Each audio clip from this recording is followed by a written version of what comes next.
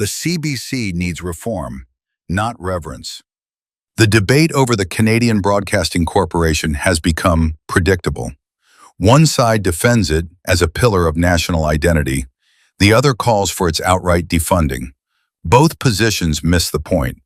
The CBC does not need to be preserved in its current form, nor should it be dismantled entirely.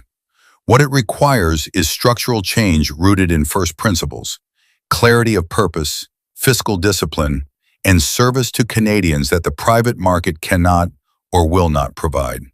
The central problem is not simply cost, it is mandate drift and institutional culture.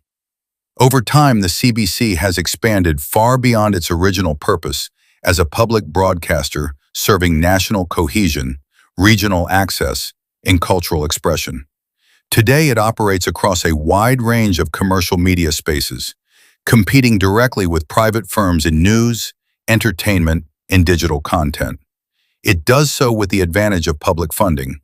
That model is neither sustainable nor defensible. More importantly, it is no longer reformable in any meaningful sense. Recent testimony before the House of Commons Heritage Committee reinforces what many Canadians have already concluded.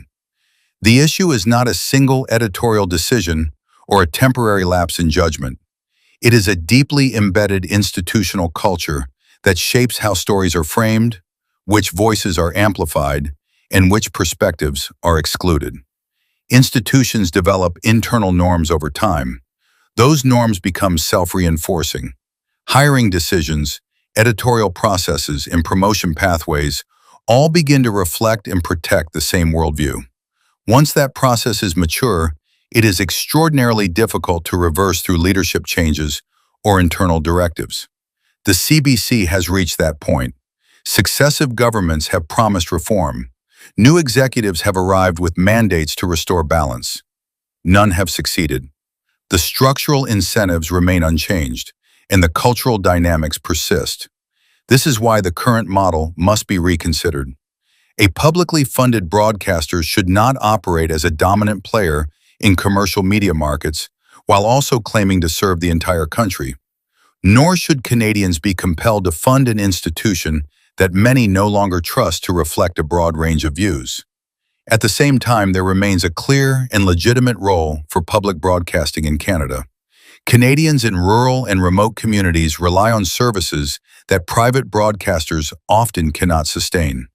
French language programming outside Quebec, Indigenous language services, and emergency broadcasting are not profit centers. They are public goods. This is where the CBC should focus. The path forward is not elimination. It is separation. The CBC should be partially privatized, with its commercial operations carved out and exposed to market discipline. Entertainment programming, advertising-supported digital platforms, and non-essential broadcast assets should be transitioned to private ownership or operated on a fully commercial basis without public subsidy. What remains should be a smaller, more focused public broadcaster, one that is funded transparently and held accountable for delivering specific outcomes: regional coverage, minority language services, national public affairs, and emergency communications. This approach achieves three objectives.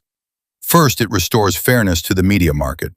Private firms should compete with one another, not with a taxpayer-funded entity operating without the same constraints. Second, it imposes discipline on the institution.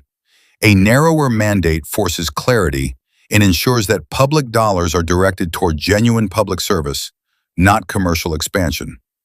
Third, it addresses the growing loss of trust. A focused public broadcaster operating within a clearly defined mandate is easier to govern, easier to measure, and more likely to earn broad legitimacy. There will be objections.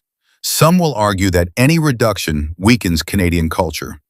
Others will claim that privatization risks losing national assets. These concerns are not without merit, but they are overstated.